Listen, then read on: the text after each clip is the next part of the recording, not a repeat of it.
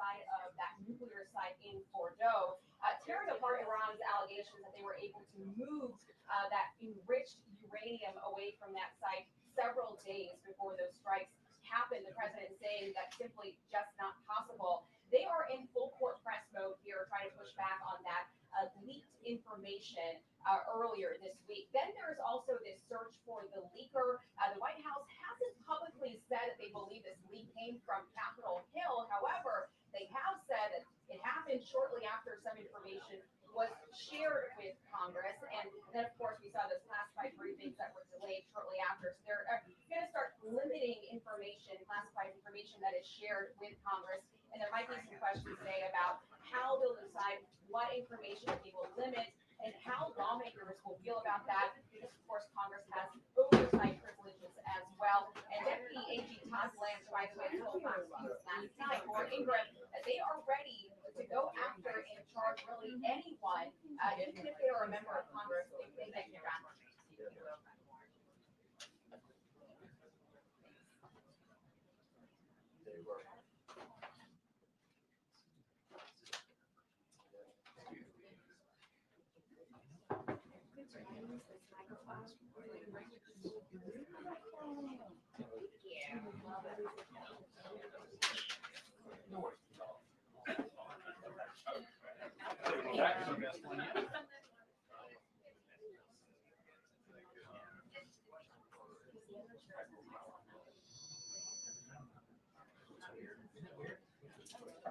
Commander-in-Chief, the world is a much safer place. After decades in which past presidents coddled and enabled the world's leading state sponsor of terrorism, President Trump finally ended the immediate threat of a nuclear Iranian regime.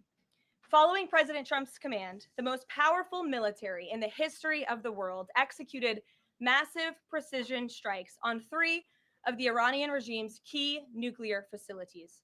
The objective of Operation Midnight Hammer was to destroy the regime's nuclear enrichment capacity and stop the grave nuclear threat posed to the United States, Israel, and the rest of the free world. The mission, which will go down in the history books, was an overwhelming success. Secretary of Defense Pete Hegseth and the chairman of the Joint Chiefs of Staff Dan Raisin Kane covered the operation in great detail at their briefing this morning at the Pentagon, and I encourage every American to watch it. As President Trump has said repeatedly, the United States of America has the greatest, fiercest, and bravest armed forces ever to stride the face of this earth, and we couldn't be more grateful and proud of our nation's warriors. The Iranian regime was weeks away from being able to produce a nuclear weapon that would threaten the entire world before President Trump took this decisive action on Saturday night to obliterate their nuclear capabilities. The contrast in leadership could not be more clear. Barack Obama and Joe Biden sent pallets of cash, American taxpayer dollars, in a failed attempt to buy the Iranian regime's compliance with a weak and ineffective deal. President Trump sent a fleet of American warplanes to destroy Iran's ability to produce a nuclear weapon. The United States and the entire world are safer because of this president's decisiveness. Despite agenda-driven leaks by the fake news media aimed at undermining this incredible accomplishment achieved by President Trump and our brave fighter pilots, there is broad consensus emerging already that Iran's nuclear capabilities were indeed destroyed. The United States, Israel, the United Nations, and even Iran all agree they can no longer build a nuclear weapon. So why did the president immediately turn to obliterating after the Iranian nuclear threat? Securing peace. Within 48 hours of the devastating strike, President Trump and his team brokered a historic ceasefire between Israel and Iran and officially ended the 12-day war. The Middle East is now shifting away from chaos and bloodshed and moving toward the beginning stages of a new era of peace and stability that President Trump has long called on them to achieve. This was unthinkable at this time last week, and this is what peace through strength looks like. Under President Trump, America will relentlessly advance our interests without being dragged into endless wars. His fearless leadership guarantees America is once again respected across the world. Just look at what he was able to accomplish at the NATO summit in the Netherlands. Many of you were there. Our allies agreed to invest 5% of their GDP annually in defense because President Trump demanded it. This will be the most significant reinforcement of NATO's collective defense in the history of the NATO alliance. And as a result, the United States of America will carry less of the burden, and our NATO allies will be stronger than ever before. As NATO Secretary General Ruda put it, for too long, one ally, the United States, and our taxpayers, I may add, carried too much of the burden of that commitment. And that changes today. President Trump made this change possible. We will produce trillions more for our common defense to make us stronger and fairer by equalizing spending between America and our allies. This is the Trump effect. This is what the president meant when he declared that America is back. Now, back here at home, Americans are paying much cheaper prices for gasoline this summer, as both the Wall Street Journal and the New York Times pointed out today. Here's how the Wall Street Journal put it. Hitting the road this summer won't bring as much of a big hit to your wallet. The national average for a gallon of regular gasoline is about 23 cents cheaper than this time last year. Analysts say plentiful supply is expected to keep prices down in the coming months. These are the cheapest gas prices at this point of the summer since 2021. And despite all the doom casting from liberal pundits, oil prices on Tuesday were lower than before the Israel-Iran conflict began. As President Trump continues to unleash American energy, our country will have even more efficient, reliable, and affordable energy to protect our national security and fuel our people. Later this afternoon, here at the White House, the president will host a One Big Beautiful event in the East Room to rally Republicans to get the One Big Beautiful bill across the finish line. At that event, he will be joined by everyday Americans from across the country who will massively benefit from the common sense policies and provisions within this bill.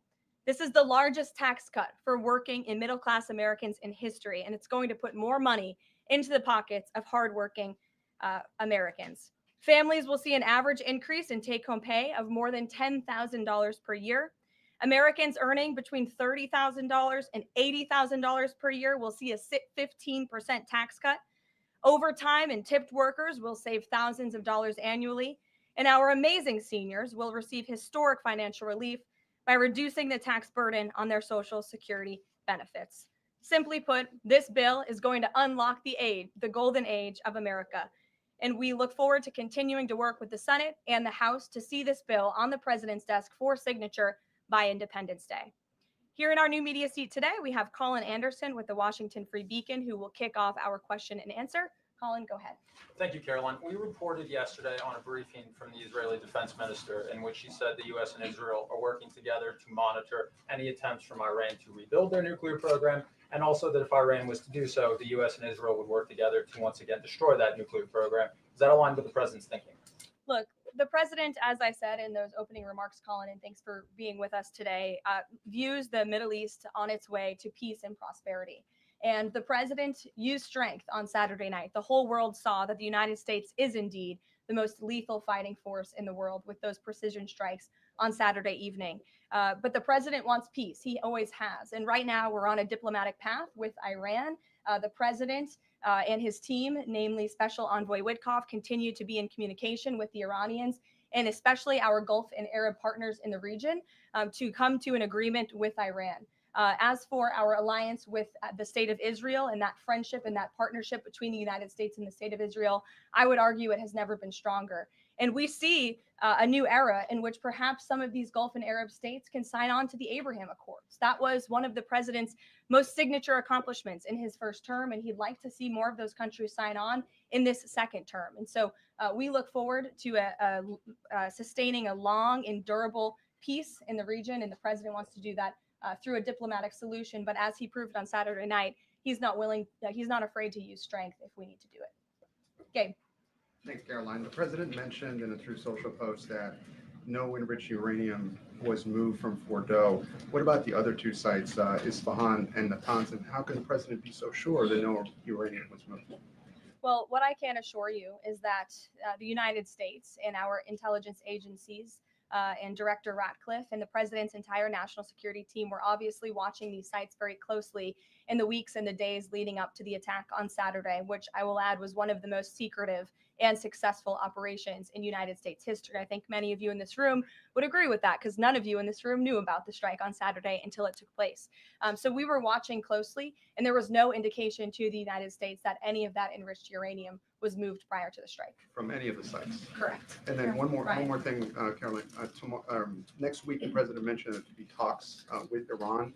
He didn't mention any details, and Iran has not confirmed them. Can you share any details about any potential talks next week? We don't have anything scheduled as of now, but I spoke to our special envoy Witkoff at length this morning, and I can assure all of you we continue to be in close communication with the Iranians and through our intermediaries as well, namely the Qataris, who have been an incredible ally and partner throughout this entire effort. And as I said, this administration is always focused on diplomacy and peace, and we want to ensure we can get to a place where Iran agrees to a non-enrichment civil nuclear program.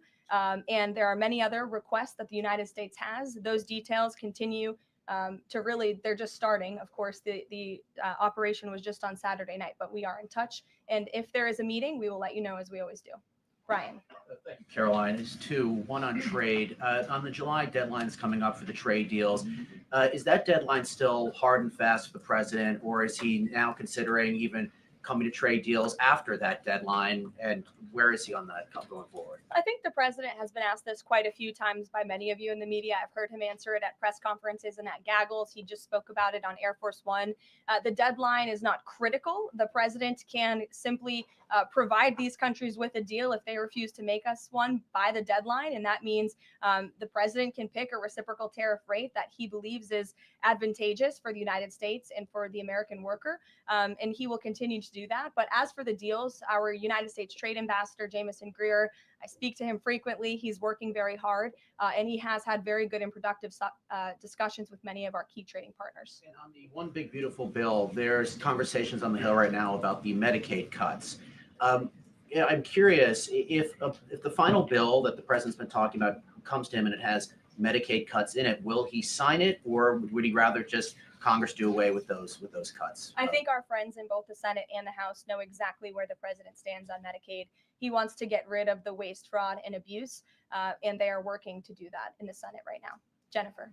Follow up on that, on the big beautiful bill, is there enough time for Congress to work through the issues it needs to work through? I'm saying, does the president need to move back his deadline a little bit? We expect that bill to be on the president's desk for signature by July 4th. I know that there was a ruling by the Senate parliamentarian this morning. Look, this is part of the process. This is part of the inner workings of the United States Senate. But the president is adamant about seeing this bill on his desk here at the White House by Independence Day. Israel, is there a date set for the prime minister to visit the White House yet? Is he coming in a couple weeks? There isn't a date, but the prime minister has expressed interest in coming to the White House to meet with the president and come to Washington. The president is obviously very open to that, but we don't have a date. When we do, we'll let you all know. Kate. The president suggested he was open to sending more Patriot air defense missiles to Ukraine. Is that going to happen? And were there any other assurances that he made directly to Zelensky when they met? I'll let the president speak on that. That was a private conversation between he and President Zelensky. But the meeting was a good meeting, and it was a meeting towards progress. And the president, as he said, repeatedly wants to see this war come to an end. But I'll let him speak on that specific And point. Witkoff yesterday suggested that there would be more countries signing on to the Abraham Accords.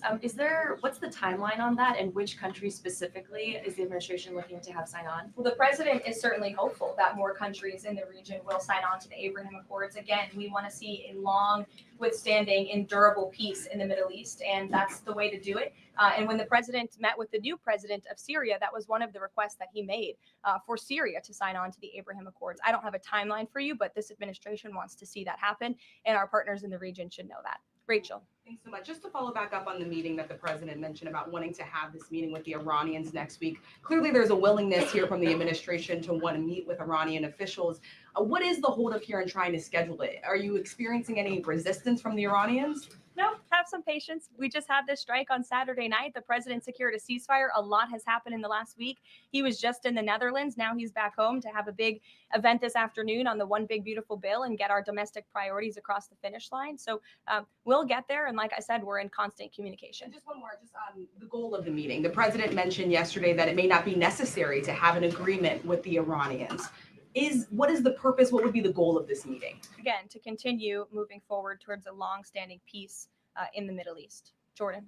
Yes, Caroline, thank you. So the president had some harsh words for both Israel and Iran on Tuesday as he was departing from the NATO summit after they both violated the ceasefire. He said, what's your response to Americans who are worried the peace isn't going to last and think that Israel is trying to plunge us into another endless war on their behalf? I think the fact that the president was able to successfully negotiate a ceasefire when nobody thought that was possible, it was a surprise to everyone in this room. It was a surprise to the world, but the president got it done because he wants to see peace in this world. He does not want the United States to be dragged into these conflicts. Again, he's not afraid to use strength if he has to, but the president has already proven he can put America first and deliver on peace at the same time. They're not mutually exclusive goals. One more. After Carrie Lake, she testified in the House Foreign Affairs Committee on the waste, fraud, and abuse and the rot, really, in Voice of America and USAGF. The president called for Congress to kill it. What does that look like? And is the president willing to sign an executive order? Well, I believe that that action would have to be legislative through Congress, and the president directed Congress to get that done in his Truth Social post yesterday. If there is any executive action that can be taken to cut some of the waste, fraud, and abuse or do away with the program entirely, I'm sure our great Deputy Chief of Staff, Stephen Miller, is already looking into it. And if it can be done, it will be done here at the White House, but Congress should act as well. To the back, go ahead. Yes. Okay, Caroline, thank you. The administration To the back, and then Carrie, I'll come to you. The administration said that the DIA report was low confidence intel. Can you share what other assessments are currently underway to get to the bottom of just how effective these strikes were? Yes. Well, I can assure you what the CIA director said, that when we look at the entirety of the intelligence that we have to this date, it concludes that these strikes on the Iranian nuclear facilities were absolutely successful. It was a total obliteration, as the president said. And not only does our own intelligence say that, but also the Iranian foreign minister has said that. We saw Israel conclude the same thing based on their own intelligence. We also had the United Nations say that as well. So I think the only other time the United Nations, Israel, Iran, and the United States has agreed on something is that the sky is blue, but they all agree that Iran's nuclear facilities were completely demolished. And I would just like to reemphasize, you mentioned this was a low confidence preliminary intelligence assessment, and the entirety of that assessment was not leaked to the media. Only tidbits of that assessment were leaked to CNN. And we have seen this playbook run before, where you have people in the intelligence community, or perhaps on Capitol Hill, we don't know, but I believe the FBI is investigating to find out who that leaker was, because it's illegal and they should be held accountable for that, leaked bits and pieces of an intel assessment to push a false narrative. And it's to the same reporter, I will add, Natasha Bertrand of CNN, who has done this in the past. In 2020, it was Natasha Bertrand who had 51 intelligence analysts falsely lie to her, but she still put it on paper for some reason, that the Hunter Biden laptop story was Russian disinformation. We all know that's not true, right? We can all agree on that now. That was a lie from the intelligence community. Also in 2020, this same reporter, Natasha Bertrand, wrote that a top intel agency ruled out the man-made lab leak theory of the coronavirus origins. Again, the president was right about that. This reporter wrote a lie from the intelligence community to seek a narrative she wanted to prove. And guess what? We now know that's the truth. Also, in 2024, Bertrand pushed the suckers and losers hoax. She also pushed the fine people hoax, which was taking the president's words purposely out of context. And then last October, and I believe this is notable, Natasha Bertrand published an article in Politico from the intelligence agency. She said that John Ratcliffe was speaking without any evidence when he said Iran was attempting to undermine President Trump's presidential campaign. And then we, of course, found out that was absolutely true. In fact, the Biden administration declassed an intel report which said they had high confidence that Iran had done exactly what Ratcliffe alleged. They did run an influence campaign to hurt President Trump's candidacy. In fact, we know the Iranians tried to take President Trump's life. And so this is a reporter who has been unfortunately used by people who dislike Donald Trump in this government to push fake and false narratives. She should be ashamed of herself. And that's not what reporting is. Journalism is trying to find the facts and the truth. And this week, we saw this same reporter being used to push a fake narrative to try to undermine the president of the United States and more importantly, the brave fighter pilots who conducted one of the most successful operations in United States history. And I think the American people fully know that this operation was a complete and total success. Elizabeth. Thank you, Caroline. The Miami Herald recently published a story saying the Trump administration was targeting migrant foster children. The Trump administration has denounced this as false. Could you clarify the Trump administration's position on protecting migrant children, particularly the 300,000 lost under the Biden administration? Yes, I saw that Miami Herald article yesterday, and I was aghast at the headline. It's egregious to accuse this administration of trying to target foster children. That is not at all what is happening at the Department of Homeland Security. And I learned that the Department of Homeland Security actually tried to work in good faith with this reporter to get this story right, to explain that this administration is trying to protect foster children. We are trying to keep children out of harm's way, even if that means their parents are not law-abiding citizens. We want to protect children, unlike the previous administration, which allowed children to be trafficked and raped, and in some cases killed because of the open border policies. Unfortunately, the Miami Herald just completely degraded themselves with this report, despite having a full list of facts from the Department of Homeland Security. It's another example of fake news. And the May border numbers speak for themselves. Not a single illegal alien was allowed into this country because of this administration's border policies in the month of May. That means not a single child was allowed into this country, possibly with human smugglers or human traffickers. And we know that was happening at the rate of thousands and thousands of children every single month in the previous administration for 4 years. And you didn't see any reporting of that from the Miami Herald, but now they're trying to accuse this administration. And we tried to give them the facts and they refused to report them. So thank you for bringing that report to light. Aisha. Good to see you again. You too.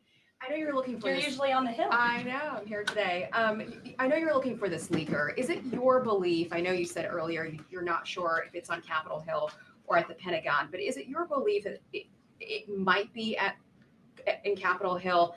And how confident are you that you'll find this leaker? Well, I'm not personally looking for the leaker. The FBI is looking for the leaker, so you'll have to ask them in the Department of Justice in terms of this investigation. But leaking top secret classified intelligence is a crime, and people need to be held accountable for that crime. Can I just ask you about how you're going to be limiting intel to Congress? What would you say to lawmakers who say they have oversight privileges, they need this information? This administration wants to ensure that classified intelligence is not ending up in irresponsible hands, and that people who have the privilege of viewing this top secret classified information are being responsible with it. And unfortunately, clearly, someone who had their hands on this, and it was a very few people, few number of people in our government who saw this report, that person was irresponsible with it, and we need to get to the bottom of it, and we need to strengthen that process to protect our national security and protect the American public. Mary Margaret, go ahead. Thank you, Caroline. Sure. You just laid out a lot of different stories about disinformation that Natasha, excuse me, that Natasha Bertrand had pushed during her time at Politico and at CNN. Why would any member of the Trump administration leak anything to her? Well, again, as I just said, we're investigating who that leaker was. It could have been someone in the intelligence community, or it could have been someone on Capitol Hill who had access to this document. The FBI is searching for that person. Go ahead. Thanks, Caroline. The president was And obviously clearly it was done to undermine the president, to answer your question. And I'm sorry, I really wanted to follow up on that really quickly. Before the strikes on Iran, we saw a number of other leaks about Tulsi Gabbard, the Vice President Vance. Is there an effort to divide the president's team when it comes to these leaks and which reporters they choose? I do believe there's an effort on the outside of this building to try to divide the president's team on the inside. And sometimes you have to look at these headlines and laugh, because I've been in meetings where I know these things are absolutely not true. And again, we do our best here, I believe, to try to push back and correct the record with all of you. But there is fake reporting. That's just the reality of this country, unfortunately.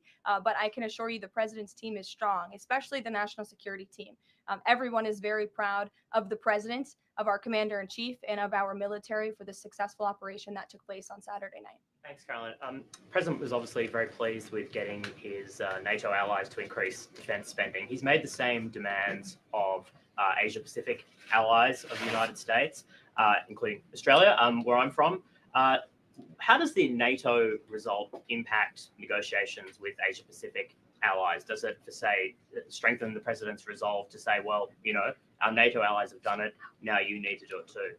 Yeah, I mean, look, if our allies in Europe and our NATO allies can do it, I think our allies and our friends in the Asia Pacific region can do it as well. But as for our specific relations in those discussions, I'll let the president speak on those. Can I just ask as well, when he had to leave the G7 early, he missed out on a number of bilateral meetings that were scheduled with other world leaders, including the Prime Minister of Australia. Obviously, President Zelensky, he's managed to meet since then, but are there plans afoot to make up for those meetings with the world leaders that he missed out on? Yeah, I think many of those world leaders understood the situation happening in the Middle East and the urgency and the need for the president to get back to Washington to monitor that situation. And obviously that was the right call, considering the success of not only the operation on Saturday night, but also the ceasefire that the president has since brokered on behalf of not just our country, but the entire world, frankly. But he has made up a couple of those meetings, and he has had direct phone calls with some of those leaders he was supposed to meet with as well. Not all. Ed. Oh, yeah, thanks, Caroline. So to clarify on trade, so what happens to the countries other than China on July 9th? That's a decision for the president to make, and I will let him make it. Okay, and secondly, so now that oil is just about upper $60s a barrel, when's the administration going to start refilling the Strategic Petroleum Reserve? That's, again, a decision for the president to make and our Secretary of Energy. There's no imminent plans to do that from what I understand. But as you have seen with the plummeting of oil prices in this country, it's because this president and our Department of Energy have really tapped into our resources here, and we have an increase of supply, unlike the previous administration that totally hampered our domestic energy efforts, but totally robbed and drained our strategic petroleum reserves. So when the time is right, the president will make that decision. But right now, we are utilizing the resources that God blessed us with right here in our country to produce energy for our people. You know, one more on the One Big Beautiful Bill. Does the president believe the parliamentarian of the Senate should be removed? I haven't spoken to him about that, and I'll let him speak on it. However, again, he knows this is part of the process and the inner workings of the Senate, and he wants to see this bill done. And he remains very much engaged in these conversations and in this process with lawmakers in both the Senate and the House side, and the whole White House does as well. In the back, yes, Libby. Thank you, Caroline. Earlier today, the president stated that these photos out of Fordo that were showing nuclear materials being removed, suspected of showing that, were just concrete workers. What intelligence is that based upon? Look, the president shared that statement with all of you, and I already answered the question about whether uranium was moved prior to the strike, and the answer is no. Is there a chance that the DIA report becomes public at any point? I don't think this administration is going to get into the habit of sharing classified top secret information. Those classifications exist for a reason, and I wish everyone who had the privilege of looking at these documents would respect that. Daniel? Thank you, Caroline. You've been emphatic that the president's expectations for the One Big Beautiful Bill to hit that July 4th deadline. You had a big meeting on Capitol Hill yesterday with the Republican Study Committee. Did you walk away from that meeting pleased with what you heard? Did it bolster your confidence that Congress is able to meet that the expectation of the president? Yes, I did. The camaraderie at the Republican Study Committee was great. Members, expressed, their feelings about the bill, but as we saw, the bill passed through the House, despite many people believing it could not. So the House is ready to receive this bill back from the Senate so they can pass it and bring it to the president's desk. So it was a great meeting, and Republicans are very unified. And we also talked about the mayoral race in New York City and how the victory of the Democratic primary candidate really shows how far left and unhinged the Democrat Party has become. And Republicans truly are on the right side of every issue in this country.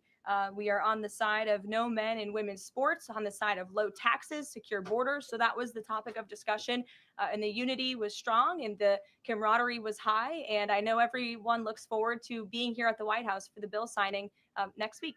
Sure. Thanks, Caroline. The Supreme Court ruled this morning that South Carolina is allowed to deem Planned Parenthood as not a qualified healthcare provider, and that will block it from receiving Medicaid funds. Does the White House have a statement on that ruling? And would the president support a standalone bill from Congress to defund Planned Parenthood at a federal level rather than letting each state determine it? I'll let the president speak on that legislative priority. But as for the Supreme Court ruling, the president has always maintained that Americans should not be forced to violate their conscience and their religious liberty by having their tax dollars fund abortions. And we're glad the Supreme Court ruled on that side today or yesterday. Then on Iran, but on a domestic matter, in January, President Trump revoked security details for several former administrations, including Mike Pompeo, Mark Milley, and John Bolton. Given the heightened tensions with Iran right now, is he considering restoring those security details? That's not under consideration right now. Fran. If I could follow up on trade, and then I have a question about the bill as well. Are you saying at this point that there's no plans to extend that July 8th and July 9th deadline? I mean, especially with everything that's been going on from Iran to the tax bill on Capitol Hill, is that under consideration at all at this point? Perhaps it could be extended, but that's a decision for the president to make. And as far as the bill itself goes, since the president has been back, what has he been doing beyond the event that he's having later today to try and get wobbly senators on board? Is he making phone calls, twisting arms? Is he having some people over to the White House? Can you tell us more about that? There have been meetings at the White House this week. I saw some senators rolling out of the Oval Office the other day, and the president remains on the phones talking to his friends in the Senate when necessary, and when they call, he picks up the phone. And I think that's why they greatly trust and respect his leadership.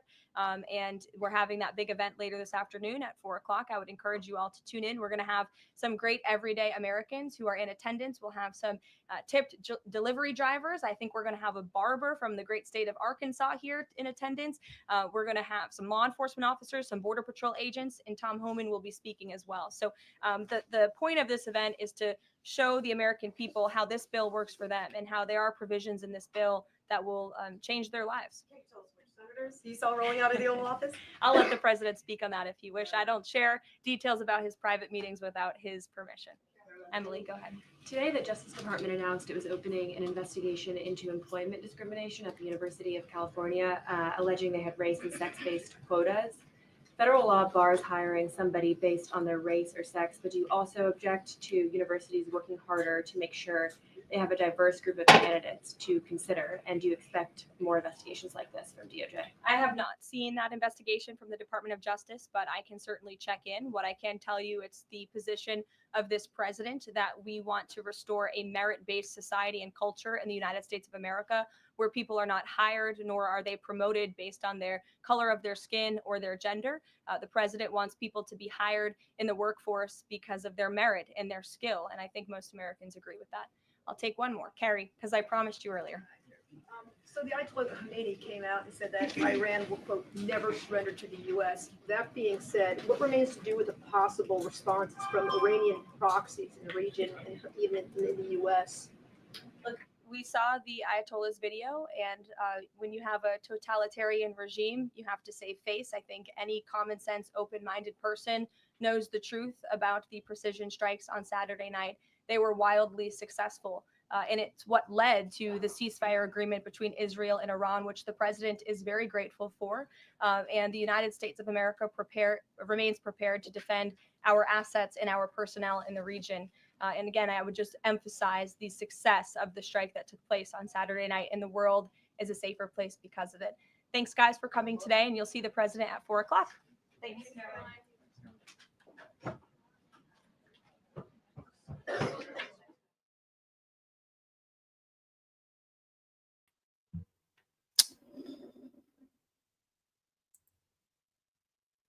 All right. What's up, guys?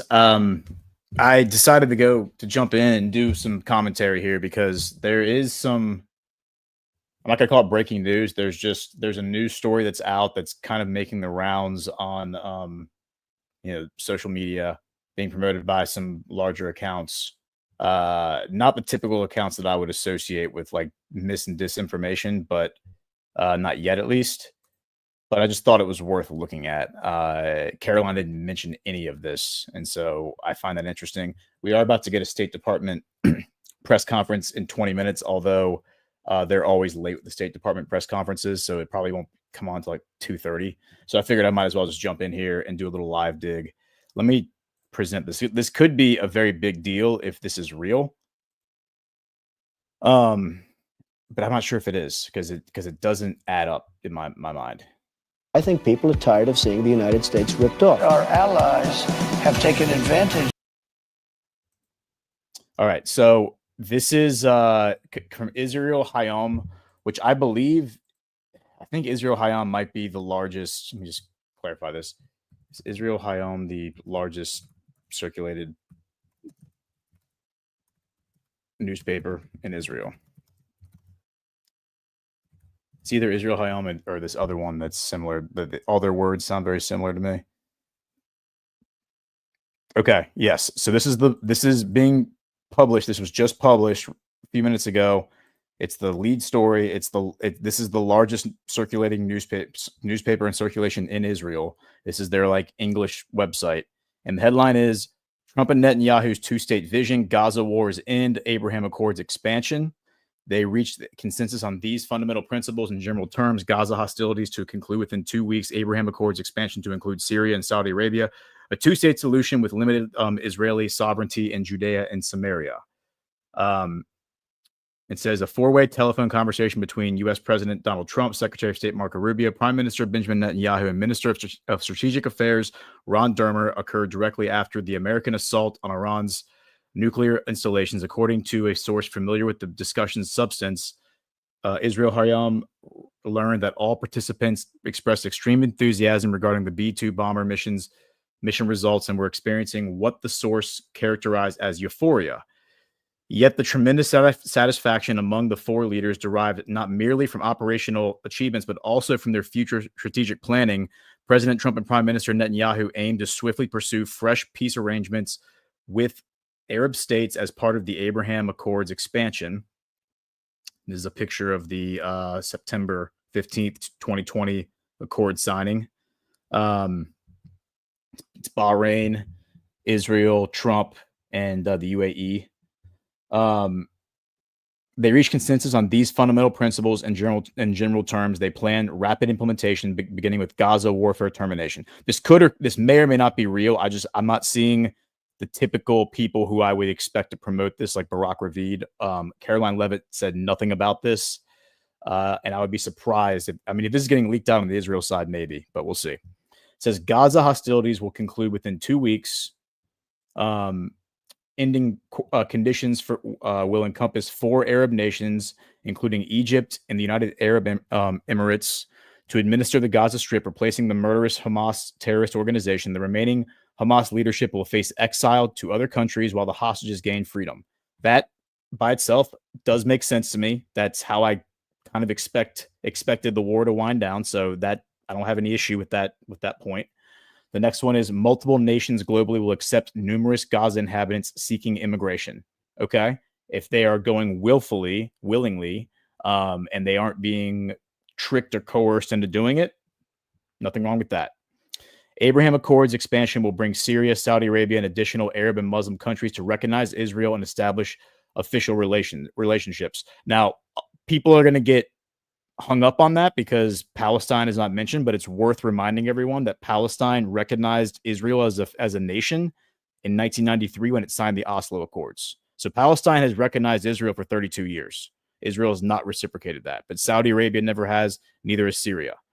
And it does say additional Arab and Muslim countries, so we don't know who that is. Could be Iran, could be, although I got to check and see if Iran did under the Shah. We'll have to see. We'll look at that in a minute. Israel will, that's number 3. Number 4, Israel will declare its willingness for future Palestinian conflict resolution under the, quote, 2 states concept contingent upon the Palestinian Authority reforms. 5, the United States will acknowledge limited Israeli sovereignty implementation in Judea and Samaria. Judea and Samaria are the West Bank. That is what Israel refers to as the West Bank. The Arabs call it the West Bank because it's the west side of the Jordan River. The Israelis call it Judea and Samaria. Those are the biblical names. Let's keep. Well, so the thing that's missing from this, that I am hesitant to buy into, that this is not misinformation, is that there's nothing in here about Israel formally recognizing Palestine. It says 2-state concept. It says that it's willing to surrender control of Gaza to the Arab countries. But where is the formal recognition for Palestine? That's how you get a 2-state solution. You have, like under UN law, you have to have all of your neighboring countries have to codify your borders and acknowledge that you are a sovereign nation. That's how you codify your borders under international law. And we can debate about, the legitimacy of the UN or whatever, but those are the rules that everyone plays under, like them or hate them. Okay. So that is the thing that's missing here that I think is strange for Saudi Arabia and all these other countries to buy into. I mean, Syria doesn't surprise me because it's under control of ISIS. I mean, Jelani seems like he's a Mossad shill. And if this is real without that additional measure of Israel recognizing Palestine, which is not expressed here, but it could be maybe part of the official announcement, MBS is going to get a lot of backlash from the Muslim world for that, as well as the non-Muslim world, because a lot of people are just invested in the situation now because of the past, 2 years, 18 months. Let's keep reading. Concurrently, 2 diplomatic sources informed Israel Hayom about substantial American presidential pressure on Prime Minister Netanyahu to conclude the strip operations. Such pressure commenced prior to Operation Rising Lion and commenced immediately following its completion. Nevertheless, an additional source indicated no awareness of such pressure.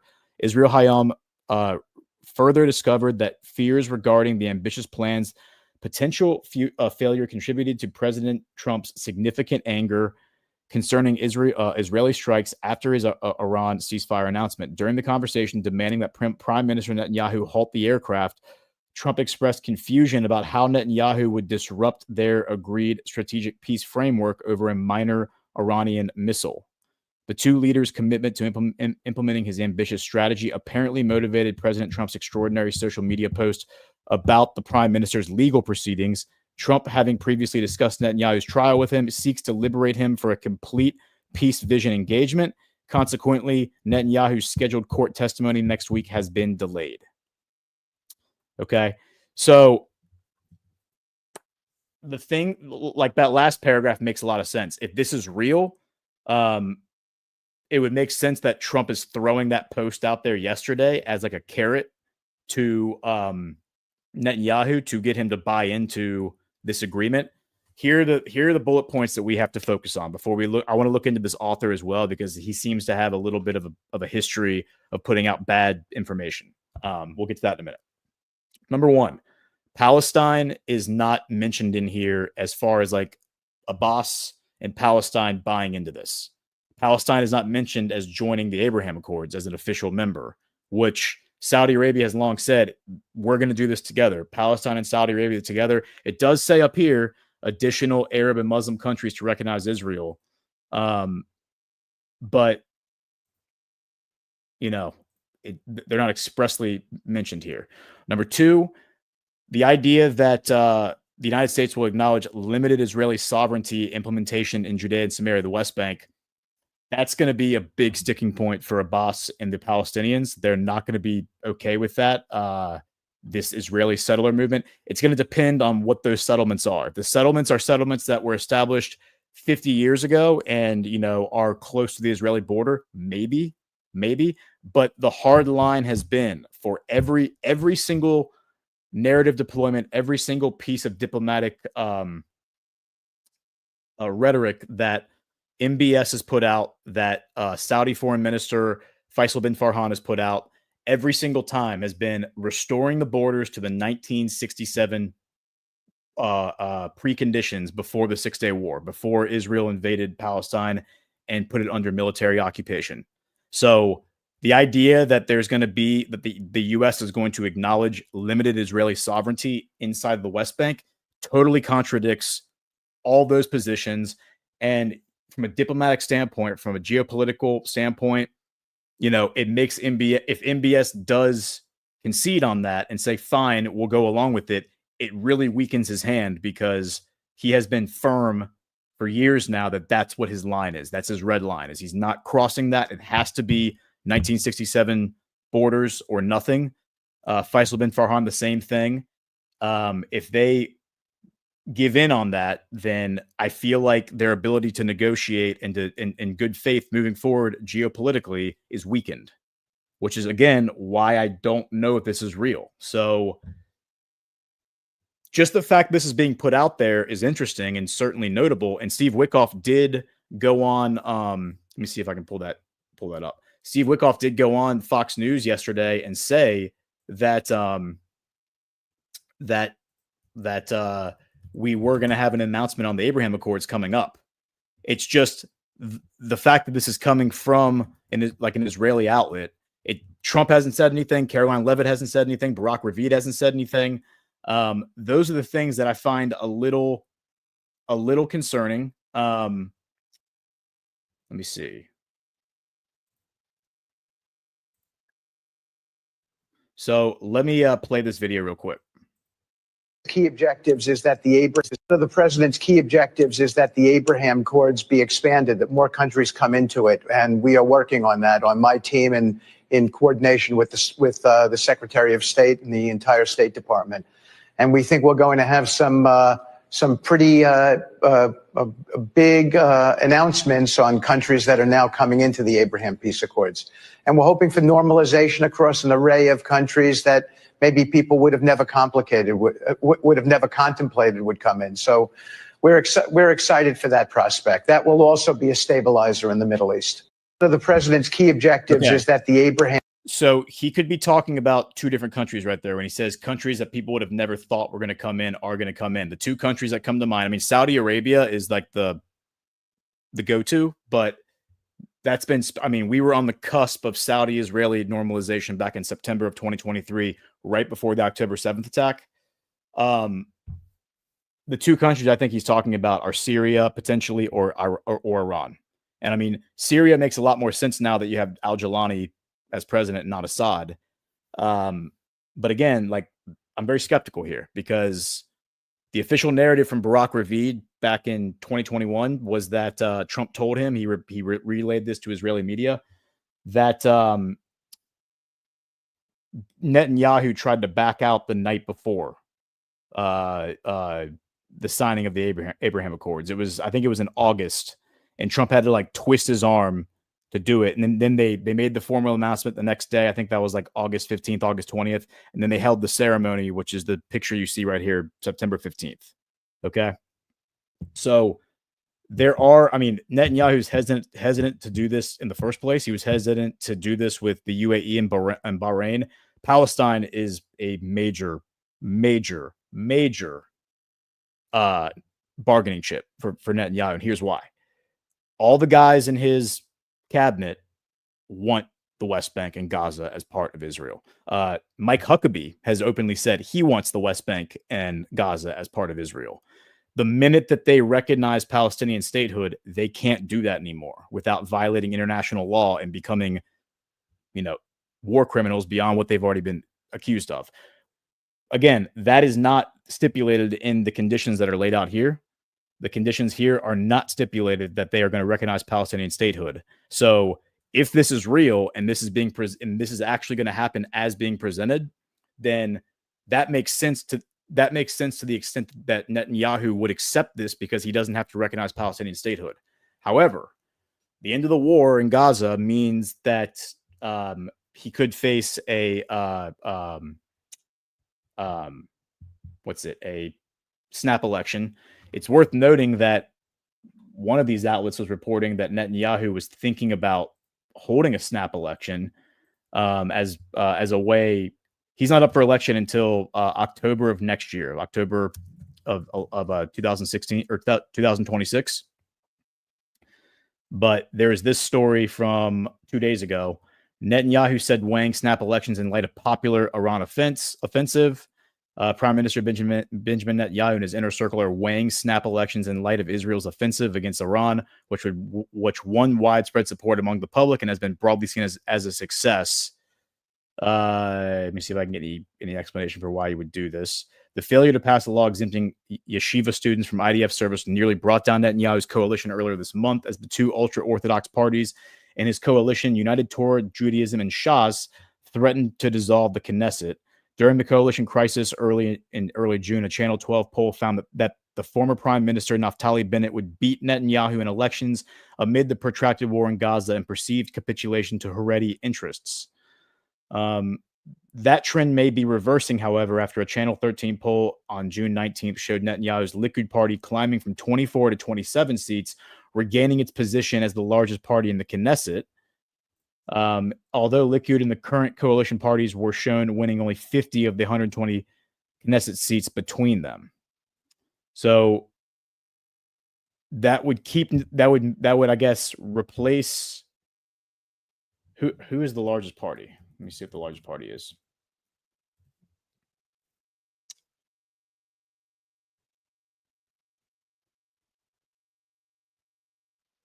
Okay, so right now Naftali Bennett's party, which is temporarily named, this is an article I'm looking at from June 19th, so like a week ago.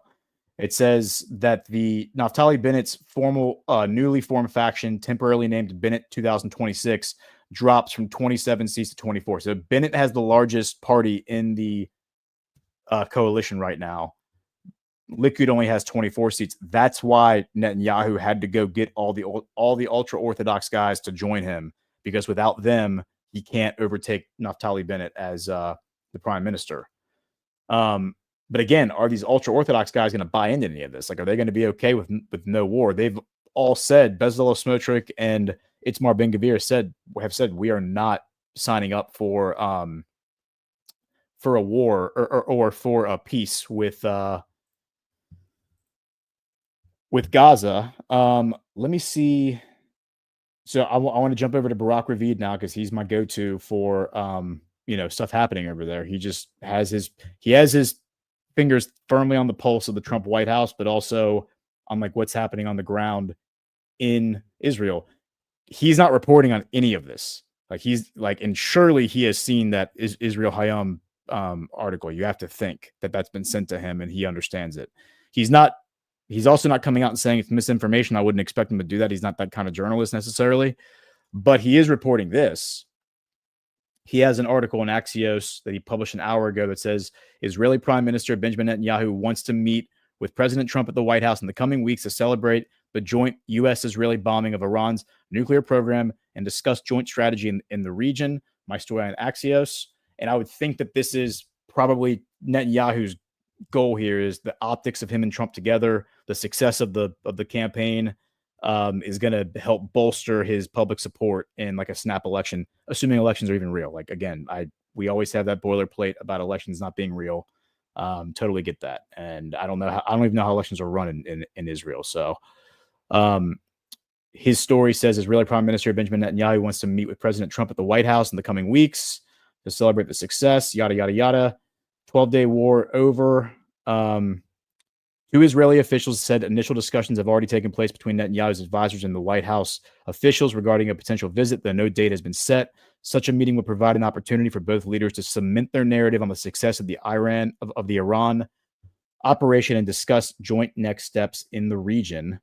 We fought bravely against Iran and achieved a great victory. This victory opens up an opportunity for a dramatic expansion of the peace agreements, Netanyahu said in a statement Thursday. And I think he's probably talking about Syria and potentially Saudi Arabia. I'm just scrolling through here to see if there's anything different from what was kind of reported or what we've already covered here. So they talk about Trump's post about the legal troubles. Trump wants a ceasefire with hostage in Gaza as soon as possible. One source with direct knowledge of the matter said. White House envoy Steve Witkoff said in an interview with CNBC Wednesday that the administration is working to expand the Abraham Accords. Yes, yes, yes. So he mentions that right here. He mentions that the expansion of the Abraham Accords are happening. And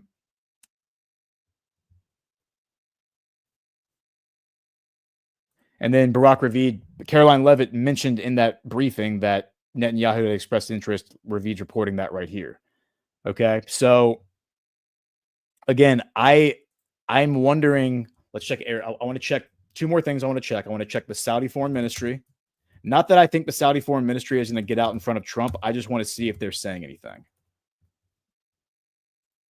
So the Saudi Foreign Ministry. I also want to check Arab News. Okay, this is interesting. 3 hours ago, Tom Barak and Faisal bin Farhan meeting together in Riyadh. This is definitely notable. This would speak to what Witkoff was saying on that interview yesterday. So here's Tom Barak. Tom Barak, again, is a Lebanese Christian, Donald Trump's purported best friend, longest friend, the guy he trusts the most, basically, outside of his family.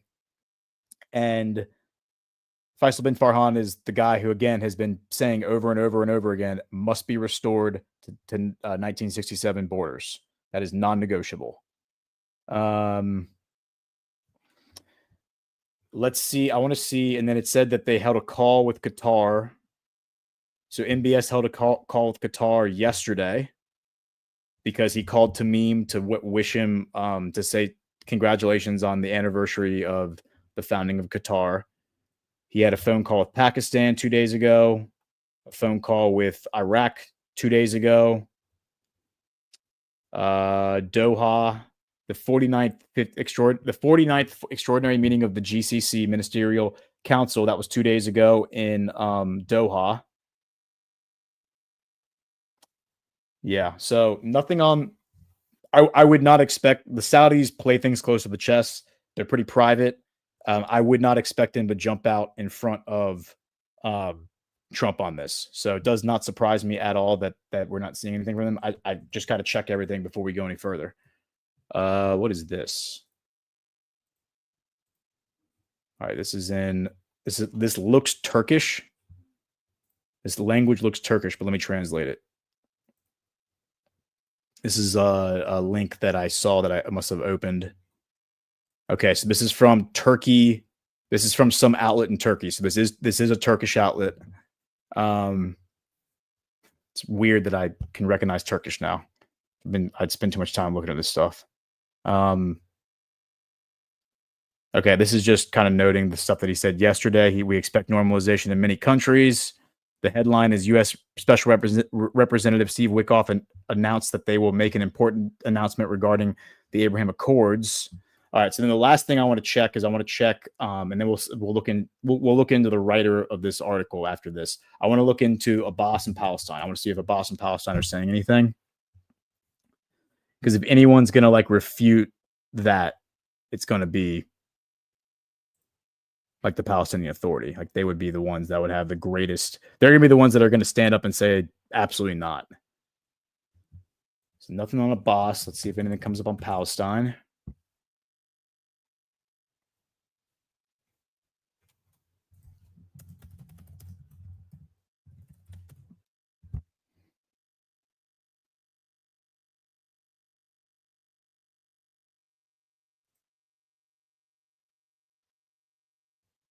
Okay, you have a bunch of trolls saying that the two-state solution is no longer on the agenda. See, and that's what I think this is about. I wonder if this is like a subversion play to push the two-state solution off of the agenda. Because without a two-state solution, the war is going to happen again. And again, that's why I don't think Trump is going to. And two-state solution means that Israel recognizes Palestinian statehood, which was not listed as one of the conditions in there. Yeah. Okay, so I'm very skeptical that this is real. I just want to be on the record about that. It could be. I'm just very skeptical that this is real. I feel like this is a narrative deployment that's being deployed by. If I were to guess who put this out there, my guess would be it was Ron Dermer. Okay, and if you want to know who Ron Dermer is, for those who don't track my stuff, Ron Dermer is like the Dan Scavino to Bibi Netanyahu. He was born and raised in Miami, American with dual Israeli citizenship. Helped the Russians in '95, the Russian Jews who came over from the Soviet Russia, like collapse of the Soviet Union, formed their own political party. Then their political party merged with the Likud in 2003. Dermer and Netanyahu helped facilitate that. And he's basically been like Netanyahu's right-hand man for the past 25 years. This is Dermer right here, okay? Dermer is also the guy who got Executive Order 13818 reversed against Dan Gertler 5 days before Trump left office. And then Janet Yellen re-implemented it, devolution-proof in my opinion, a month later, like February or March of 2021. So he is the Minister of Strategic Affairs. He travels all the time with Netanyahu. Anytime Netanyahu goes to Mar-a-Lago, Ron Dermer is, in his check bag on the airplane. Dermer is the one who went running to the White House the day before, like 2 days before Trump left for the 3-stop trip in the Middle East last month. and was begging Trump to come to Israel, and Trump said no. So, and I do view Dermer as kind of a subversive character. Like, I don't view him as somebody that is, he's certainly not acting in America's interest. And one of the reasons I can point to that is because he renounced his U.S. citizenship. He's no longer a U.S. citizen. I actually respect him for doing that. I think all dual citizens should have to pick one or the other and have to renounce. Let's see what Dermer's putting out. Let's see if he has a. I don't follow Ron Dermer.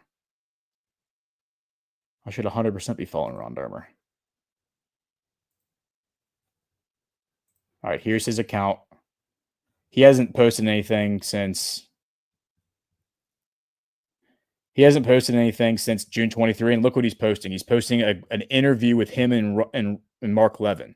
So him and Levin is the Israeli government technology company.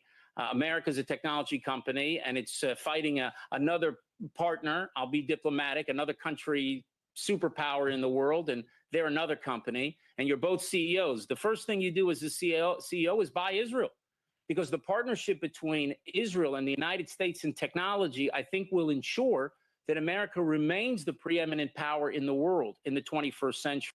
Yeah, whatever, dude. Okay, so interesting. Let's look into this author now. This is the guy's name is Ariel Kahana. Interesting name. Not Kahane. I think Kahane is the terrorist from the 1980s who served in the Knesset. It's a different spelling, so I don't think there's any relation to that guy. Let me. Okay, so I asked ChatGPT, who is Ariel Kahana. It says Ariel Kahana is an Israeli journalist, senior diplomatic and White House correspondent for Israel Hayom, one of Israel's most widely circulated newspapers, frequent TV commentator, etc. Conducted high-profile interviews with figures like Mike Pence, Ron Dermer, Meir Ben Shabbat, and Prime Minister Netanyahu. But that list of names, again, like Mike Pence aside, I mean, we're still uncertain about Pence, but it's certainly trending towards him being, not part of the club, part of the MAGA, like a true MAGA club. Like, we'll see. But I always reserve the right that Pence is just a smokescreen. So I asked the machine to tell me what was his take on Trump's trip to Arabia last month, and this is what it gave me. It gave me an article that he published, because this is important. Like, how is he framing the fact that Trump is going to Arabia and not like the Middle East and not coming to Israel? And his article, which was published on May 10th, 3 days before. And let me see. Do we have? I just want to see if she's gone live. Everyone, keep an eye on. Okay, are we combining it? I just want to see if we. Okay, Jessica, are you still around? If you are, yeah. Okay, Jessica's still here. She's got Jessica, you have your eye on the State Department. When she goes live, just kick me off. Just throw them on there, and I'll hear her. I'm on a different tab, so I can't see. So just put her on. I'll be able to hear her, and then I will. I'll exit. But we'll just keep going until she goes live. So he puts out an article. This is from Sharit Avitan Cohen. This is from a different writer, but he again is he's the editor in chief. So he's the one in charge of like publishing this stuff. And it says that they quote a senior White House official here: despite coordination with the U.S., a capricious Trump statement could change everything. So they're speculating that Trump might say something nice. The recent U.S. actions have not harmed Israeli interests. There's close coordination between Israeli strategic affairs Minister Ron Dermer and the administration, but Trump is unpredictable. So said a senior Israeli official over the weekend, capturing the mood in Jerusalem amid the flurry of declarations coming from the president just days before his visit to the region, a visit that may yet bring new surprises. So they're speculating the surprise might be a stop in Jerusalem. Each declaration comes with its own rationale, sometimes even a compelling one. But the fact that Israel cannot anticipate Washington's next move on what it considers the most critical issue, the Iranian nuclear program leaves ample room for concern. Take the most recent development, the American aid plan. Yeah. I'm just trying to see if they're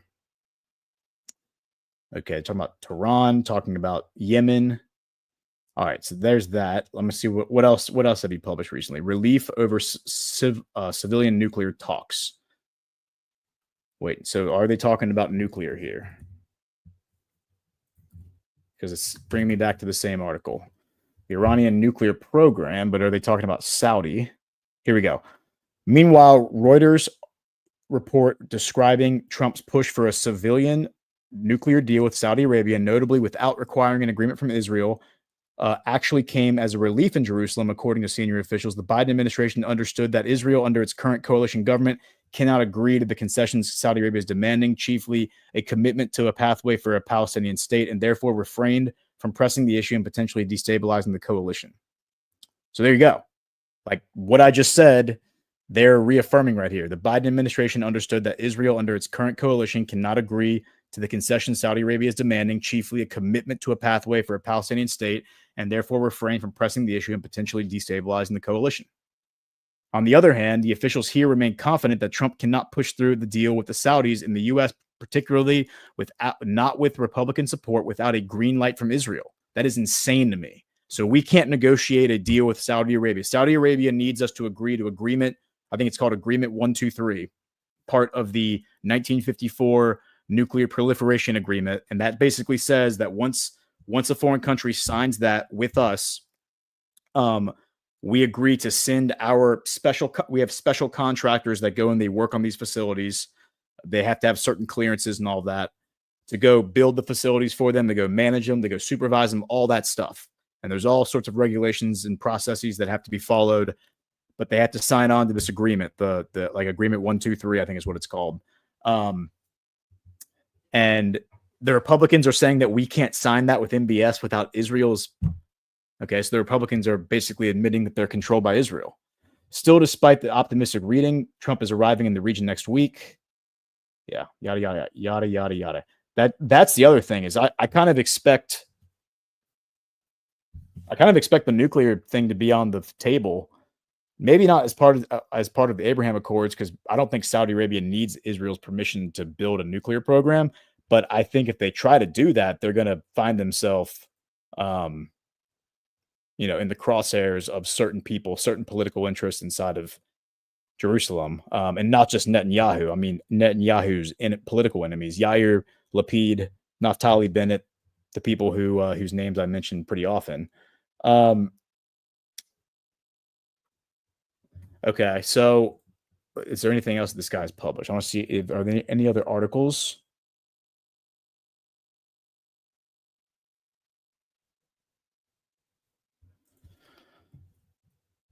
When's the last article he published with a Dermer quote? I think that article may have quoted Dermer, but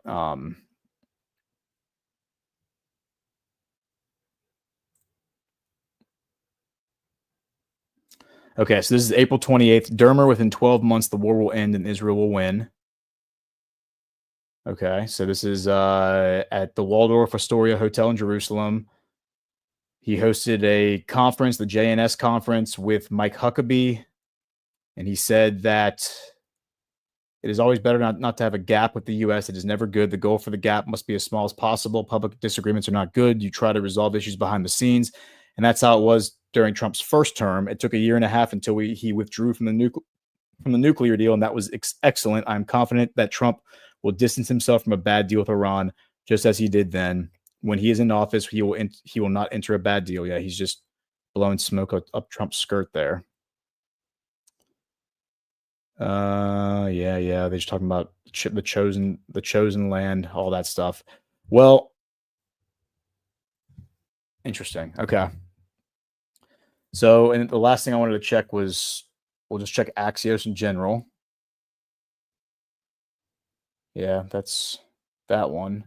And then we'll also check Arab News. Not that Arab News is really that cutting edge. They're not really breaking that much stuff that I've seen. This weather, that's been hot couple. All It's right. nice. They're It's going to been a go hot live, so couple I'm going days, to at back least for out. me. But So glad to hear some people are enjoying it, but it's been kind of hot. I'm We're going not to. used to this level. We'll listen and see if they Nice mention and this, cool but I in here. doubt they It's will. nice. So I fully expect Trump to be the one to announce this. So I have a few announcements up top, and then I'll be happy to take some questions. This week, President Trump and Secretary Rubio returned from the historic NATO summit in The Hague, where allies committed to dramatically increase defense and security spending to 5% of GDP. This landmark pledge reflects a generational shift in NATO's posture, ensuring that NATO has the forces, capabilities, warfighting readiness, and resilience needed to deter and defend against all modern threats. This is peace through strength. It's not just about budgets, it's about building real military power, a stronger industrial base, and interoperability to last. As President Trump said, this is a monumental win for the United States, for Europe, and for the cause of transatlantic peace and prosperity. The president's leadership deserves full credit for the reinvigorating NATO and restoring strategic clarity to the alliance. Today, the Secretary announced a new visa restriction policy for family members and close personal and business associates of drug traffickers sanctioned under Executive Order 14059. This will not only prevent them from entering the United States, but it will serve as a deterrent for continued illicit activities. We will continue to use all necessary tools to deter and dismantle the flow of fentanyl and other deadly drugs from entering our country. Tomorrow, Secretary Rubio will host the ministerial signing of a peace agreement between the Democratic Republic of the Congo and Rwanda, right here at the Department of State. This is a significant milestone for peace in the Great Lakes region, and a reminder that peace on paper must be matched by implementation on the ground. As the Secretary has made clear, implementation enables the economic investment and regional stability we all seek. The United States is proud to support this hard-won progress. And next week, Secretary Rubio will host foreign ministers from Australia, India, and Japan for the 2025 Quad Foreign Ministers meeting on July 1st in Washington, D.C. The Secretary's first diplomatic engagement was with the Quad, and next week's summit builds on that momentum to advance a free, open, and secure Indo-Pacific. This is what American leadership looks like: strength, peace, and prosperity. And with that, I'll take some questions. There's nothing on GHF? So what I can say on GHF, actually, let me, anticipating this question. So what I can say is we have approved funding for $30 million to the Gaza Humanitarian Foundation. And we call on other countries to also support the GHF, the Gaza Humanitarian Foundation, and its critical work. A track record of distributing over 46 million meals distributed to date, all while preventing Hamas looting, is absolutely incredible and should be commended and supported. From day one, we said we are open to creative solutions that securely provide aid to those in Gaza and protects Israel. This support is simply the latest iteration of President Trump's and Secretary Rubio's pursuit of peace in the region. This is a technical question. Do you happen to know what account that money is coming from? At this point, I do not. I'll take it back and see if we can. All right, and then for something completely different, and I'll stop after this, just, are you aware of any RIFs being issued today? At this time, I have nothing to announce on that front. I'm not aware of anything to that effect. Thank you. Yes. I'll keep with the reorganization. So I'm just wondering, so you guys have the July 1st deadline for state reorg, right? There's an injunction by a federal judge that effectively blocks the department from implementing agency-wide layoffs. And there's SCOTUS potentially weighing on this. So can you tell us, if we don't hear from SCOTUS by July 1st, which is Tuesday, is the State Department still going to go ahead with reduction in force? Well, I'm not going to speculate and tell the future on hypotheticals, but I can tell you we have no plans here at the department to violate a court order. Right. So you're saying that if SCOTUS between now and July the 1st does not weigh in on this, then the July 1st deadline will inevitably be postponed? Well, my first answer stands, and I'm not going to speculate further on that. We have no plans here at the department to violate. Okay, one more on this. We understand the Foreign Affairs Manual recently has been tweaked to prepare for the foundation of the RIF procedures. This administration has eliminated DEI and it said it's bringing back merit-based. However, we understand that some of the rifts will depend on where a foreign service officer, for example, is working at the moment.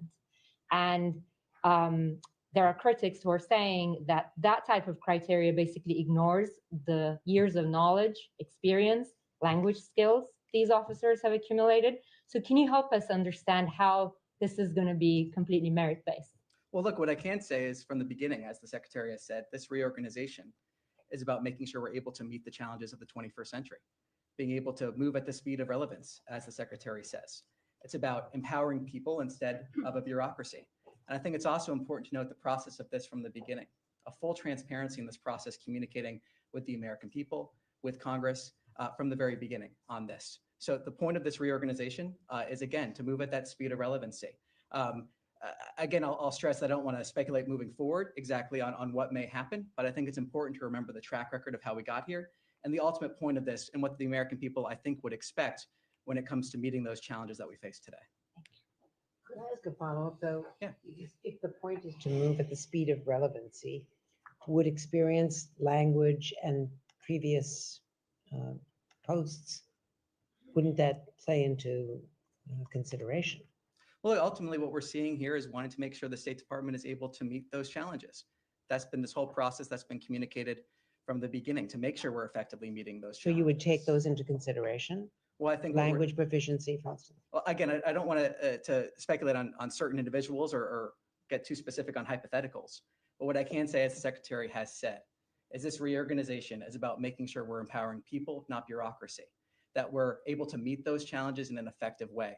He has spoken to that routinely. He has spoken to that publicly. That's the point here, and I think the American people expect to see that. If I may, I also wanted to follow up on something that that Matt raised on the GHF. There's been a lot of criticism, almost universal criticism from the Arab world, from the UN and others, about the distribution process, foreign limited sites in southern Gaza, no access in northern Gaza, the deployment of IDF troops, monitoring access in violation of certain international norms and the Geneva Conventions. Can you tell us, as the US is about to begin funding, whether they are expanding the sites to more sites so that they can equal what the World Food Program and others had done previously? Well, look, what I can say is, again, that 46 million meals distributed to date. That's something that should be applauded. We've talked about here in the past different distribution sites that have been opened, but I think this is an example of seeing that aid that has been distributed and President Trump's commitment, Secretary Rubio implementing that vision here to get aid to the people of Gaza. So we're seeing those 46 million meals, and then we're seeing from there the fact that we're seeing this $30 million approved. But if I may, if you do the math, there are 2 million people in Gaza. If you figure that families have multiple children and that this process has been going on now for nearly a month, 46 million meals don't amount to feeding the population of Gaza. Well, it's 46 million meals that have been distributed. That is a positive thing. And we call on other countries to support the Gaza Humanitarian Foundation and its work as we have this $30 million that are approved. We're seeing the Gaza Humanitarian Foundation in line with President Trump's call to deliver aid in a way where it can't be looted by Hamas. We're seeing those creative solutions. We're seeing the fact that we have 46 million meals distributed. That is good news that we have those meals being distributed. And we call on other countries to join in supporting the GHF's work. Can I have a follow-up on that, please, Tommy? Every time there's been a distribution in some of those centers, there's been chaotic scenes, and according to the Palestinian sources, shots and people actually dying, heading towards these centers. Now, the Israeli army is saying it's investigating all that, but it seems to be a pattern from the beginning. So do you have no issue with that whatsoever? What's your take on that? Well, there are two factors here. First, we refer you to the IDF on their investigations. Second, I would remind you that many of these reports, some of these reports are based in Hamas propaganda. So we have two factors here when it comes to some of these reports. Ultimately, we want to see aid reach the people of Gaza. The Gaza Humanitarian Foundation has delivered 46 million meals. We've seen that. We want to see that food being delivered. We see the $30 million approved. So that's what the story is here, moving to implement, get those creative solutions in there to make sure that the aid being distributed is not being looted by Hamas. And just to follow up on that, you said $30 million. Has that money actually been given to the foundation already? It's been to whom? It's been approved. That's as far as I can go on that front. Yes. Yeah, just to follow on what everyone is asking about, you say you want to see aid get into Gaza. Are you pushing the Israeli government to allow other groups into Gaza to distribute aid? Today, GHF was the only one allowed into the Strip. What we're pushing for is for other countries to join us in supporting the Gaza Humanitarian Foundation's work. But there are other groups who had been established and had methods that were able to distribute more widely before the restrictions of the Israeli government. So are you asking them to also lift these restrictions? What we're pushing for is for other countries to support the Gaza Humanitarian Foundation's work. The Gaza Humanitarian Foundation being able to deliver that aid without it being looted by Hamas. And again, that's about that creative solution that President Trump has said from the beginning. So we call on other countries to support the GHF in this. Yes. To follow up, I mean, I'm sure that 46 million meals are very good, and the Palestinians appreciate that. But that, as Andrea said, that translates to about 20 meals per person over, a period of a month, because it's been a month since they started this thing. So there are only like 4 centers. So are there any plans to expand these centers to make more openings, more entry points and so on for aid and all these things? Because Gaza used to receive, 1,000, maybe a couple thousand trucks of food a day. So the situation is very dire. So I don't have anything to preview in terms of future plans here. I'm not going to get into that here. I can say what we've seen in the past is distribution sites opening. We've seen a ramp up of the meals being delivered.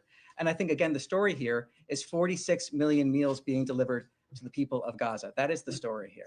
Right. But just if I may, All right, one more. If I may follow very, very quickly.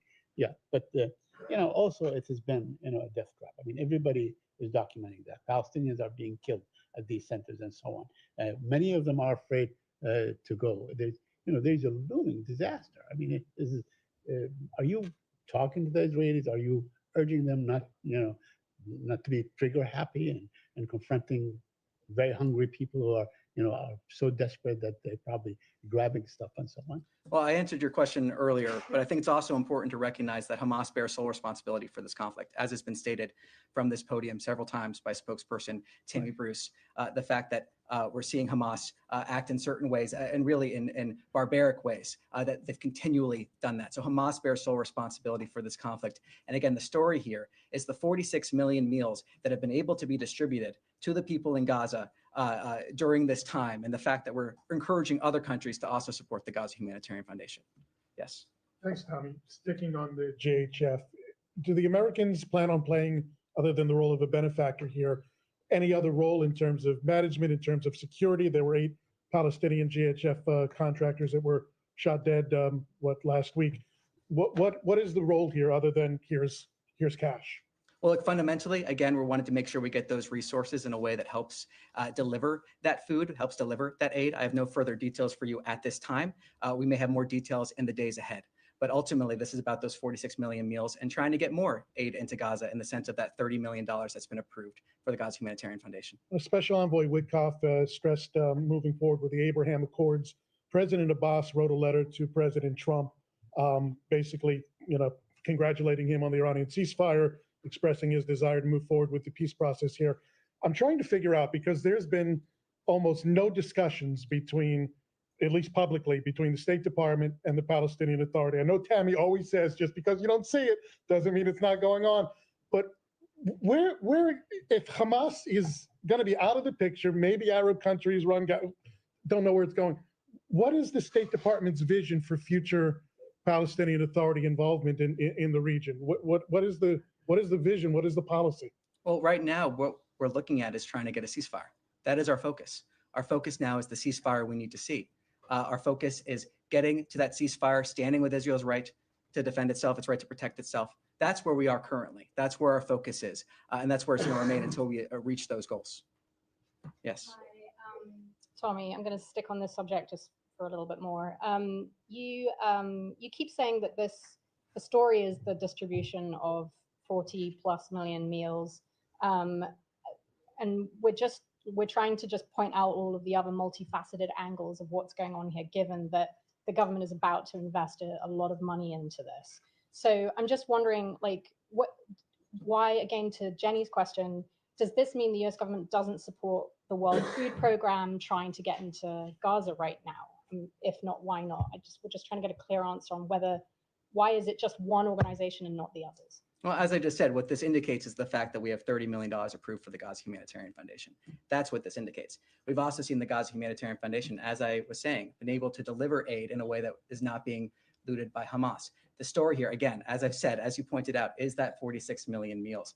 That's the story here, and the fact that we're encouraging other countries to step up and support this. President's been clear. He's been looking for those creative solutions to get aid into Gaza. This is one of those indicators showing a follow through on that commitment from Secretary Rubio here implementing that vision at the State Department. And I don't know, sorry, if I could just have one more. I don't know if you've seen in the last couple of weeks, there was an American security contractor who used to work for the organization. He wrote his experience in ZTO, and he described how the contractors, the Americans going to work for the Gaza Humanitarian Foundation, were themselves not getting enough sleep, not getting enough to eat. He describes how some of the contractors were picking up food from the ground, food that was supposed to go to the Palestinian people. I'm just going to very quickly read this to you. He said, "We're telling crying women trying to pick up food for their families that they had to go, and they were looking at this food on the ground that they desperately needed, and they couldn't take it." He said it was absolutely horrific. So when you say the story is that they are getting millions of meals out, the other side of it is that there are many more people who are not getting food, and it's not enough food, and the security situation on the ground. Other stories are starting to come out about people who are actually there. So do you have a comment on the experience of some of these contractors who you're about to fund? Well, every single one of these briefings, every single day, we have conversations about the situation in Gaza. Every single day, we have those conversations. And every single day, we've been working in terms of trying to figure out creative ways to get aid to the people of Gaza. Every single day, we've been working on that. The humanitarian situation, trying to address that every single day. And what we're seeing here is that $30 million commitment to this organization. That is what we're seeing. That is the commitment that President Trump laid out in terms of trying to get those creative solutions in there. So that's really what we're talking about here, that $30 million going to that organization, the 46 million meals. But of course, we're aware of what's happening in Gaza. That's part of why the president had this commitment to get aid in there, but also to get to that ceasefire, get to that peace, talking about long-term prosperity for everyone in the region. The fact that the people of Gaza have suffered tremendously under the hands of Hamas. The president has spoken about this continually, so has Secretary Rubio. So that's part of what we're seeing here, that $30 million to this foundation. And we encourage, as I said, other countries to also join in supporting this effort. Yes. Thank you, Tommy. On Iran, there's been some perhaps mixed messaging on the diplomatic outlook. The president has said he doesn't think a deal is necessary, but Special Envoy Witkoff said yesterday that he's hoping for a comprehensive peace agreement. If talks with Iran do indeed happen next week, as the president said they would, can you say what the goal would be for those discussions? Well, I refer you to my colleague Caroline. She spoke about this at the press briefing at the White House. One of the things that she said there was the goal of an Iranian meeting is to obtain long-standing peace in the region, and I have nothing further to add to her comments. So no nuclear agreement would that be necessary? Again, nothing to add in addition to my colleague Caroline's comments. Yes, sir. Yes. Yeah. No, right here. Yep. You. Thank you. Thanks, Todd. You mentioned Israeli army investigations into some of the food distribution incidents at these GHF sites. On June 2nd, Ambassador Huckabee, Huckabee attacked the press for reporting on some of the scenes of chaos and bloodshed. And he said that all the meals back then initially had been distributed smoothly and without incident. Will the ambassador amend his statement against the press if the Israeli army confirms that there had indeed been chaos and bloodshed at the aid distribution sites? Well, I'm not going to speculate on the future there. What I can say is, as refer you to my earlier answer about the two dynamics that we're doing. And then secondly, there's been some reporting from Israel today about what happens next, assuming there's a durable ceasefire that endures, including the US and Israel talking about bringing Syria and Saudi Arabia into the Abraham Accords, and that a peace plan could help Arab countries help administer Gaza if Hamas is removed. Are you able to talk about that at all, or describe the administration's next focus for the region? I'm not going to speculate. As I said, our focus remains on achieving that ceasefire. Yes. Today in Riyadh, there was a meeting between Saudi Foreign Prince Faisal bin Farhan and U.S. Special Envoy Tom Barak. Can you give us more details or read out about the meeting? Nothing to preview here. I'll take back your question and see if there's anything we're able to. And I have a follow-up about the GHF. You said that there are investigations, or are you aware that there are investigations from the Israelis? Because you said that they are looting by Hamas, but we are seeing kids dying. So why they are using force when there are kids like just trying to get food that they are in dire need for? As I said, the humanitarian situation in Gaza is part of why we have seen the president call for creative solutions to get aid into Gaza. It's important to remember, though, that as I said again, Hamas bears sole responsibility for this conflict. That is fundamental. And what we're seeing here is the president saying we need creative solutions to get aid into Gaza, and we're seeing $30 million approved to the Gaza Humanitarian Foundation in order to support those efforts. But there's force used next to kids who are in dire need of food. Why are the IDF using force and like bullets next to kids who are trying just to get some flour? Well, as I again refer you to my earlier answer of the two dynamics here, the fact that there are some examples and the IDF has said publicly that they are investigating, I refer you to them on their investigation. Are you following? But also that there are examples, where of Hamas propaganda. So there are two different dynamics here. I refer you to them on their question. Yes. Thank you. Yeah. Thank you, Tammy. Two questions. The Russian Defense Secretary Andrei Belousov announced that thousands of North Korean engineer corps would be sent to help rebuild Kursk. Kursk is Ukraine territory. Do you think this will be an issue between Russia and Ukraine in ceasefire talks? I'm sorry, could you repeat that one more time? I missed the first part of your question. First part, the Russian Defense Minister, Defense Secretary Belousov announced that thousands of North Korean engineer corps would be sent to help rebuild Kursk, Ukraine territory. So do you think this will be an issue between Russia and Ukraine in ceasefire talks? On the issue of North Korea support for Russia or vice versa, we've spoken to that multiple times from this podium. I refer you to those earlier comments from myself and spokesperson Bruce. As the president has said many times, we hope to see that ceasefire, that long peace. We've been working for that, engaging with that. Ultimately, it is up to the parties in order to reach that. One more. Do you know how much will the U.S. increase its defense cost sharing with South Korea, and when will you discuss this issue? Let me take back your question and see if we can get some further details for you. Somewhat related to that, can I just ask a logistical thing, and just very quick. You mentioned the Quad meeting that the Secretary is going to be hosting. Yes. He is still planning to meet with these foreign ministers individually before the Quad meeting, right? I'll see what we're able to read out. At this point, I can confirm the Quad meeting, but I'll see if I can get you more details on that. What you asked, what you talked about at the beginning, what exactly is being signed tomorrow? Because Nobel Peace Prize winner Denis Mukwege said that this peace process has been opaque, non-inclusive, that this deal rewards aggression. There was he's been very critical of this. So I'm wondering what exactly is being signed here. Also, first of all, as you mentioned, tomorrow Secretary Rubio will host the ministerial signing of the peace agreement between the Democratic Republic of the Congo and the Republic of Rwanda right here at the State Department.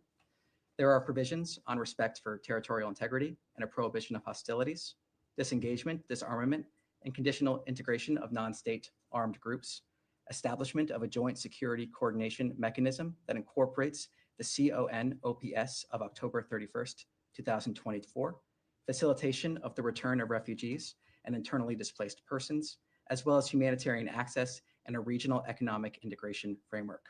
So though I would stress also what was mentioned in my topper, that it is with implementation of this agreement that the economic investment and development we all want to see will be possible. So you talk about regional framework, but this is just between two countries, and there are a lot of countries involved in this conflict. Well, I think ultimately, again, refer you to the comments I just had there. There'll be more information as we approach the day itself, but this is good news. This is good news. This is a fantastic achievement. We're proud to support this effort, and we applaud this effort. Yes. So I have two questions on China. One is that China reportedly is tracking down exports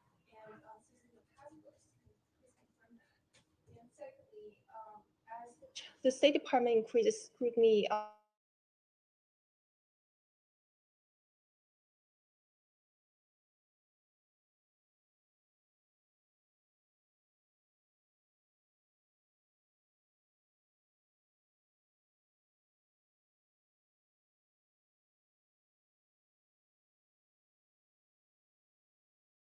student visas and on our visa policies here in general, what I can say is that every single visa decision is a national security decision. And that's something that Secretary Rubio takes incredibly seriously. And I think it's the American people want that to be taken seriously, the ability to properly vet certain rules, regulations. Every single visa decision is a national security decision, no matter who you are applying for a visa. And that's, like I said, something the Secretary takes very seriously. So that's all for today. Thank you very much. Appreciate it.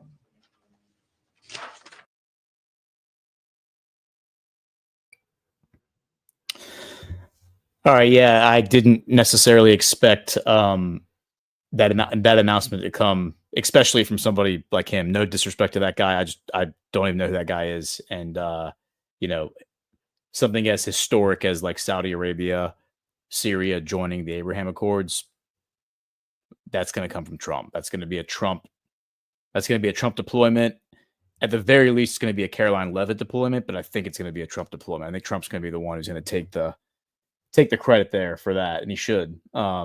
So my conclusion is that this is misinformation, probably coming out from the Israeli side, probably to muddy the waters a little bit, maybe to piss off some Arabs, because this is making the rounds now on like the anti-Israel circuits on social media. I'm already seeing it, and everyone's getting people are hyperventilating and get very angry about this.